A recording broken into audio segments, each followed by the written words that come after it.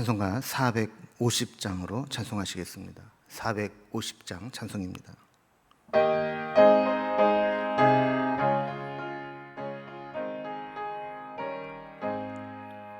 내 평생 소원 이것뿐 주의 일 하다가 이 세상 이별하는 날 주 앞에 가리라.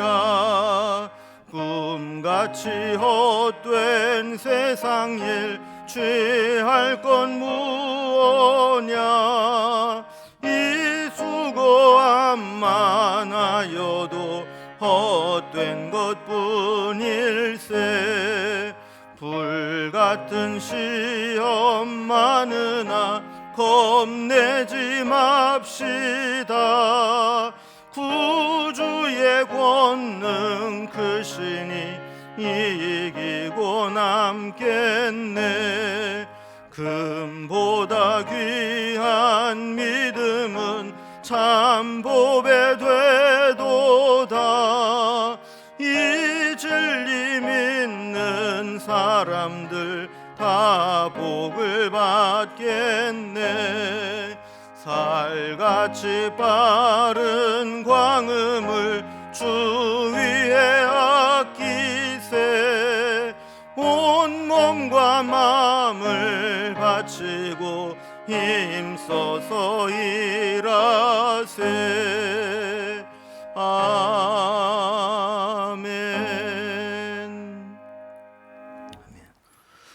오늘 우리에게 주신 하나님 말씀은 구약성경 욥기 18장 1절에서 21절까지 말씀입니다. 욥기 18장 1절에서 21절까지 구약성경 778면에 있습니다. 이 말씀을 제가 봉독해 올리겠습니다.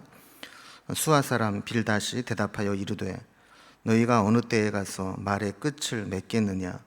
깨달으라. 그 후에야 우리가 말하리라. 어찌하여 우리를 짐승으로 여기며 부정하게 보느냐. 울분을 터뜨리며 자기 자신을 찢는 사람아, 너 때문에 땅이 버림을 받겠느냐. 바위가 그 자리에서 옮겨지겠느냐. 악인의 빛은 꺼지고 그의 불꽃은 빛나지 않을 것이요 그의 장막 안의 빛은 어두워지고 그 위의 등불은 꺼질 것이요 그의 활기찬 걸음이 피곤하여지고 그가 마련한 꾀에 스스로 빠질 것이니 이는 그의 발이 그물에 빠지고 올가미에 걸려들며 그의 발 뒤꿈치에는 덫에 치이고 그의 몸은 올무에 얽힐 것이며 그를 잡을 덫이 땅에 숨겨져 있고 그를 빠뜨릴 함정이 길목에 있으며 무서운 것이 사방에서 그를 놀라게 하고 그 뒤를 쫓아갈 것이며 그의 힘은 기근으로 말미암아 쇠하고 그 곁에는 재앙이 기다릴 것이며 질병이 그의 피부를 삼키리니 곧 사망의 장자가 그의 지체를 먹을 것이며 그가 의지하던 것들이 장막에서 뽑히며 그는 공포의 왕에게로 잡혀가고 그에게 속하지 않은 자가 그의 장막에 거하리니 유황이 그의 처소에 뿌려질 것이며 밑으로 그의 뿌리가 마르고 위로는 그의 가지가 시들 것이며 그를 기념함이 땅에서 사라지고 거리에서는 그의 이름이 전해지지 않을 것이며 그는 광명으로부터 흑암으로 쫓겨 들어가며 세상에서 쫓겨날 것이며 그는 그의 백성 가운데 후손이 없고 후예도 없을 것이며 그가 거하던 곳에는 남은 자가 한 사람도 없을 것이라. 그의 운명에 서쪽에서 오는 자와 동쪽에서 오는 자가 깜짝 놀라리라. 참으로 불의한 자의 집이 이러하고 하나님을 알지 못하는 자의 처소도 이러하니라. 아멘. 요즘에 대두되는 개념 중에 하나가 공감지수라는 겁니다. 특히 다른 사람의 고난을 당하고 있을 때 그 고난에 대해서 내가 그 고난을 당하지 않았다고 해서 너무 쉽게 그 고난을 판단하고 평가하고 또 심지어는 조롱하는 이야기까지 하는 그런 모습들을 보면서 공감지수가 정말 중요하다라는 것을 깨닫게 되죠. 지금 욥과 욥의 친구들이 변론하는 내용들을 보면 욥은 지금 고난을 당하고 있고 그를 위로하러 왔던 친구들은 그에게 처음에는 좋은 의도로 왔지만 결국 공감 지수가 떨어지기 때문에 욥의 그 고난에 대해서 너무 쉽게 판단하고 정죄하는 것을 보게 됩니다. 자, 우리가 지금 이제 욥기의 말씀을 살펴보고 있는데, 지금 욥의 이 고난을 보고 찾아온 친구들이 세 명이 한 번씩 다 얘기를 하고 변론을 했습니다.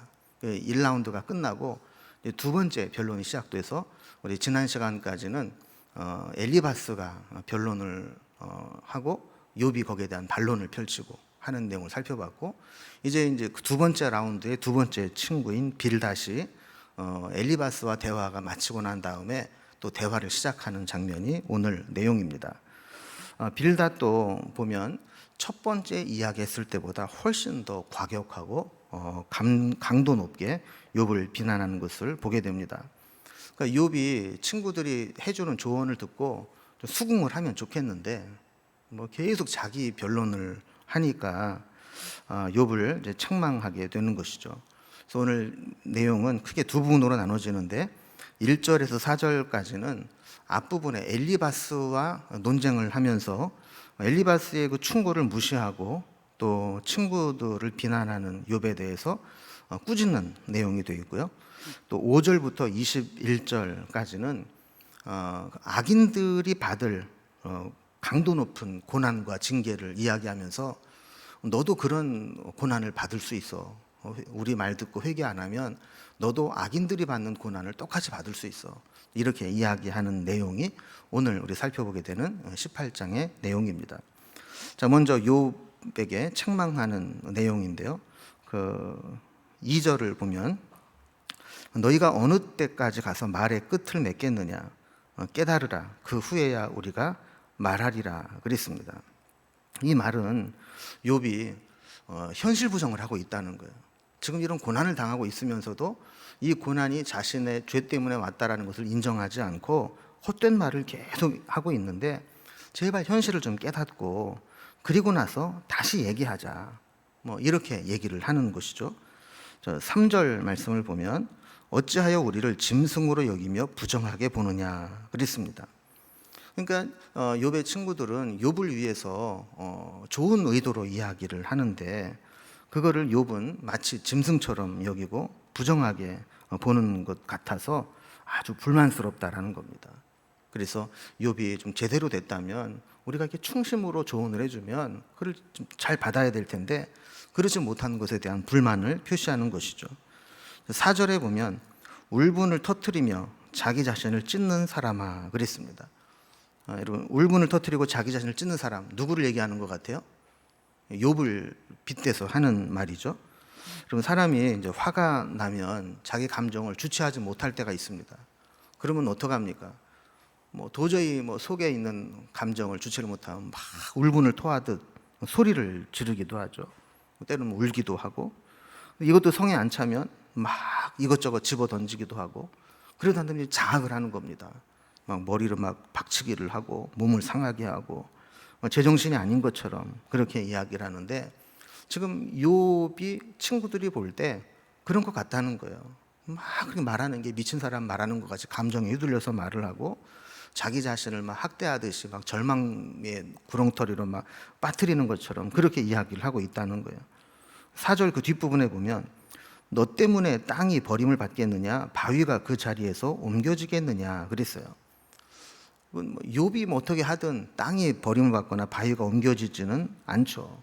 이 이야기는 뭐냐면, 욥이 그렇게 울분을 터뜨리고 자기를 학대하는 것처럼 그렇게 소리를 지르고 자기를 자해를 해도 이 세상은 알아주는 거 하나 없다는 거예요. 세상은 달라질 게 하나도 없다라는 겁니다.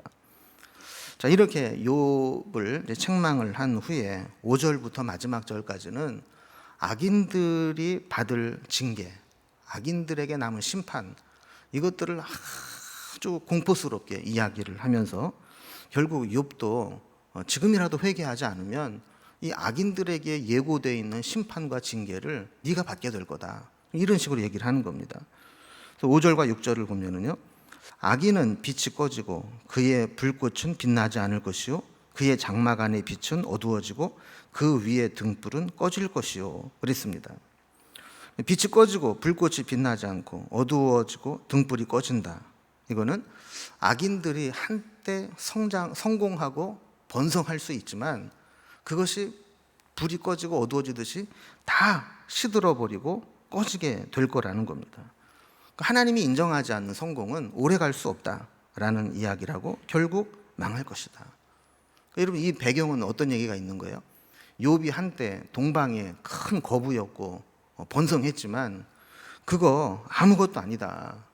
하나님이 너를 징계하면 다 불이 꺼지듯이 어둠에 빠지듯이 그렇게 될 거다라는 이야기입니다. 7절에서 10절까지는 악인들은 함정에 빠지기 쉽다 이런 이야기를 합니다. 7절에 보면 그의 활기찬 걸음이 피곤하여지고 그가 마련한 꾀에 스스로 빠질 것이니 그랬습니다. 당장은 걸음걸이가 활기차 보이고 활동이 왕성한 것처럼 보이지만 곧 피곤해질 것이고 자기가 마련한 꾀에 스스로 빠질 것이다 하는 거죠. 8절에 보면 이는 그의 발이 그물에 빠지고 올가미에 걸려들며, 그 발이 그물에 빠지고 올가미에 걸려들었다. 그럼 그물이나 올가미에 걸리면 스스로 빠져나올 수 없고 움직이면 움직일수록 더 가두어지는 거 아닙니까? 그런 상황이 될 거라는 거예요. 그리고 9절을 보면 그의 발 뒤꿈치는 덫에 치이고 그의 몸은 올무에 얽힐 것이며, 또 10절에도 그를 잡을 덫이 땅에 숨겨져 있고 그를 빠뜨릴 함정이 길목에 있으며, 이렇게 악인들에게는 사방이 함정이고 올무고 넘어뜨릴 것으로 준비되어 있다라는 겁니다. 그리고 하나님도 악인을 심판하기 위해서 이런 미혹되고 시험거리를 남겨두실 수 있는데, 대개 보면요, 이 정도를 걷는 사람은 함정이나 올무에 잘 안 빠집니다.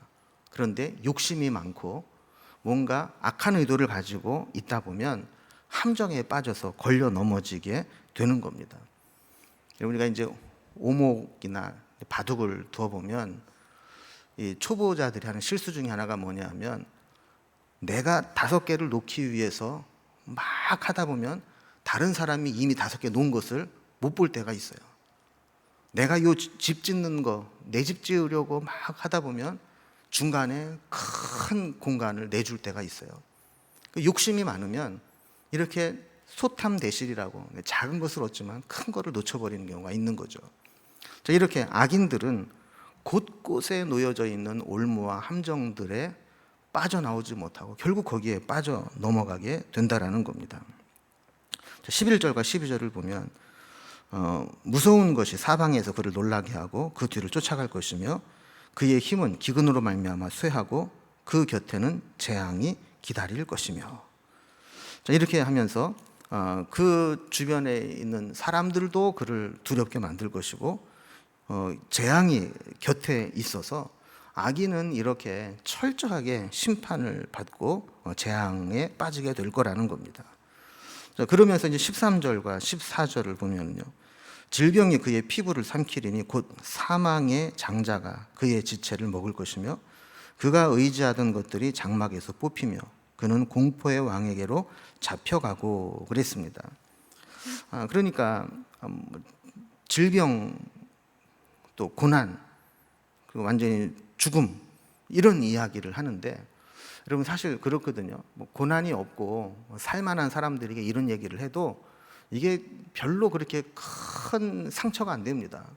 근데 지금 욥이 어느 정도의 질병이에요. 기왓장으로 긁어서 살이 파이고 뼈가 보일 정도로 온몸이 그냥 너덜너덜해질 정도로 그렇게 탈진되어 있고 죽기 직전에 있는 사람에게 너 지금 고난당하고 있고 이렇게 질병에 걸려 있고 죽을 지경이 되고 이게 다 하나님이 악인들에게 내리는 심판의 징계야, 이렇게 이야기를 하게 되면 이게 얼마나 욥에게 상처가 되겠느냐 하는 겁니다. 자, 그러면서 이어서 계속 보면요, 15절에 18까지 더 무시무시한 재앙을 이야기합니다. 15절부터 봅니다. 그에게 속하지 않은 자가 그의 장막에 거하리니 유황이 그의 처소에 뿌려질 것이며 밑으로는 그의 뿌리가 마르고 위로는 그의 가지가 시들 것이며 그를 기념함이 땅에서 사라지고 거리에서는 그의 이름이 전해지지 않을 것이며 그는 광명으로부터 흑암으로 쫓겨 들어가며 세상에서 쫓겨날 것이며. 또 그는 그의 백성 가운데 후손도 없고 후예도 없을 것이며 그가 거하던 곳에는 남은 자가 한 사람도 없을 것이라. 이렇게 이야기를 하면서 마치 뿌리부터 말라가고 가지도 다 소멸되고 이 세상에서 기억조차 할 수 없을 정도로 완전히 사라져버리게 될 것이다. 그래서 아기는 본인뿐만 아니라 그의 후손들이나 후예들도 남아있지 못하게 될 것이다. 여러분, 이게 얼마나 잔인한 얘기예요. 욥이 실제로 이런 고난을 당했잖아요. 자기 자식들이 하루아침에 다 생명을 잃는 그런 경험을 했던 자에게 그 아픔을 다시 끄집어내서 이렇게 이야기를 하는 겁니다. 자, 20절을 보면 그의 운명에 서쪽에서 오는 자와 동쪽에서 오는 자가 깜짝 놀라리라. 그러니까 악인이 이렇게 철저하게 멸망을 당하고 징계와 심판을 받게 되면 그를 보는 자들이 다 놀라게 될 거라는 거예요. 서쪽에서 오는 자와 동쪽에서 오는 자, 예전 번역에는 뒤에 오는 자가 앞선 자에 두려워하던 것 같이, 그러니까 이 얘기는 뭐냐면 동시대의 사람, 이것을 지켜보는 사람뿐만 아니라 그 후손들까지도 그 하나님이 욥을 심판하는 모습을 보면서 대대로 두려워하게 될 것이다, 이런 얘기를 하는 거예요. 그러니까 욥이 완전히 그 하나님의 심판을 받은 것처럼 단정을 지어놓고 너의 그 모습을 보는 자마다 다 이렇게 두려워서 놀랄 정도로 그렇게 죄의 심판이 무섭구나라는 것을 알게 되는 산 증인이 될 것이다 라는 거죠. 자, 그러면서 21절에 보면 이 이야기를 마무리하면서 이렇게 이야기합니다. 참으로 불의한 자의 집이 이러하고 하나님을 알지 못하는 자의 처소도 이러하니라. 그러니까 이 욥을 아예 불의한 자, 하나님을 알지 못하는 자, 이렇게 단정을 지어놓고 더 이상 하나님의 심판에서 헤매지 말고 지금이라도 빨리 회개하고 돌이켜라 라는 이야기를 하는 것이죠. 여러분, 이걸 보면 사람은 고정관념을 쉽게 버리지 못하는 것을 보게 됩니다.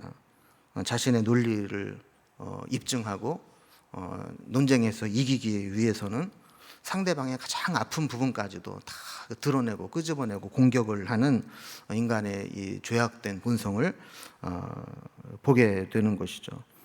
이 빌닷의 모습이 어떻게 보면 현대인들의 모습이 아닌가 하는 생각을 하게 됩니다. 상대방이 고통을 당하고 있는데 거기에 대해서 고통을 공감하지 못하고 나만 고통 안 당하면 돼, 이런 마음으로 우리가 해서는 안 될 비난과 정죄까지 하기 쉬운데, 우리가 이 빌닷의 모습을 보면서 우리는 그런 빌닷의 실수를 반복하지 않고 상대방의 고난에 대해서 민감하고 또 그들의 아픔을 함께 아파해 주고 공감해 줄 수 있는 그런 따뜻한 마음을 가진 우리 하나님의 백성들이 되기를 주님의 이름으로 기원합니다. 기도하겠습니다. 하나님 아버지, 오늘 빌닷의 이야기를 보면서 어쩌면 현대인들이 빌닷과 같이 상대방의 고통에 공감하지 못하고 공감 능력을 상실해버린 것은 아닌가 하는 생각을 하게 됩니다. 상대방은 정말 죽을 지경으로 힘든데 그 아픔을 다 꼬집어내서 또 다른 2차, 3차 가해를 하고 고통스럽게 만드는 모습을 보게 됩니다. 우리도 행여 그러한 실수를 범하지 않도록 인도하여 주시고, 누군가가 힘들어하고 아파할 때 먼저 끌어안아주고 위로해주고 공감해주는 그러한 따뜻한 마음을 가지고 살아갈 수 있도록 인도해 주옵소서. 그래서 하나님의 백성들은 하나님의 사랑을 배우게 하시고 하나님의 그 따뜻함을 품고 살아갈 수 있도록 인도해 주옵소서. 오늘도 하루를 살아가는 동안 하나님의 은혜가 필요합니다. 하나님의 은혜를 구하며 엎드린 주의 백성들에게 하늘의 위로와 은혜와 능력을 베풀어 주시고 주님 주신 힘으로 오늘도 살아갈 수 있도록 인도해 주옵소서. 우리에게 건강도 지켜주시기를 원하고 영육간의 힘과 능력을 더하여 주옵소서. 질병으로부터 우리를 방역하는데도 힘을 쓰게 하시고 심리적으로도 방역에 성공할 수 있도록 인도해 주셔서 우리의 마음이 무너지거나 힘들지 않도록 도와주시고 영적인 방역도 잘하여서 죄의 미혹이 밀려올 때 그것을 잘 이겨낼 수 있는 저희들이 되게 하여 주옵소서. 오늘도 우리가 가지고 있는 여러 가지 기도의 제목들 하나님께서 하시오니 살펴주시고 우리가 구하지 못한 것, 알지 못한 것, 일일이 하나님 앞에 기도의 제목으로 내놓지 못한 것까지도 하나님께서 살펴주시고 선한 길로 인도하여 주옵소서. 오늘 하루를 주님께 부탁드리며 예수님의 이름으로 기도드리옵나이다. 아멘. 오늘도 우리의 기도의 제목들로 하나님 앞에 나아가는 시간을 갖겠습니다.